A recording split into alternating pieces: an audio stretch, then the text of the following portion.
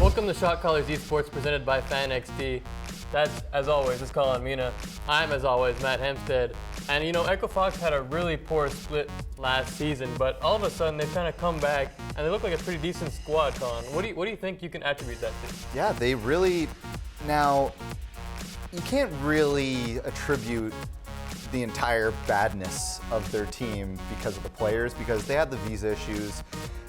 That's going to affect you, obviously, but they weren't really sought after to do anything this split, and they're not like exceeding expectations, but when your expectations are that low, exactly. Hey, yeah, they're not doing that bad.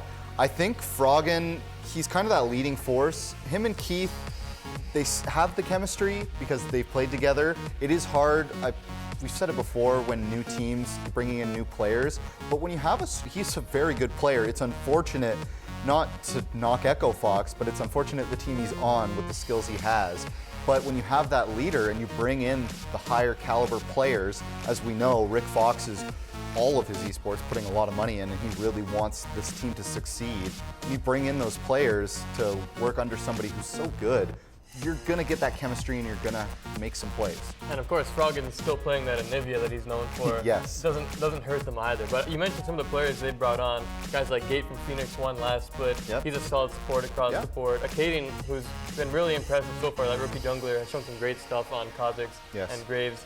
And then Looper, someone I'm sure they went out and spent a good amount of money on, has just really brought the talent level on Echo Fox to the next level. But it kind of seems like what the LCS is kind of trending towards is spending money on those top tier players, and it's kind of like an arms race of who can really go and get those guys. Yeah, it's very interesting to be a part of this right now in this day and age where esports is really starting to take off, and you can kind of see it's becoming more like traditional sports where if you want those good players, you're going to have to pay for them. 100%, and you just really do see it. I mean, even the sponsors that are coming into League, you see the 76ers with Dignitas, and just all these sports teams jumping in at the same time. It's really evolving quick. Yeah, and it's not just the other teams and the bigger, like I said, traditional sports that are starting to get a part of this, because people are starting to realize we're not just playing video games here. It's a real thing, people.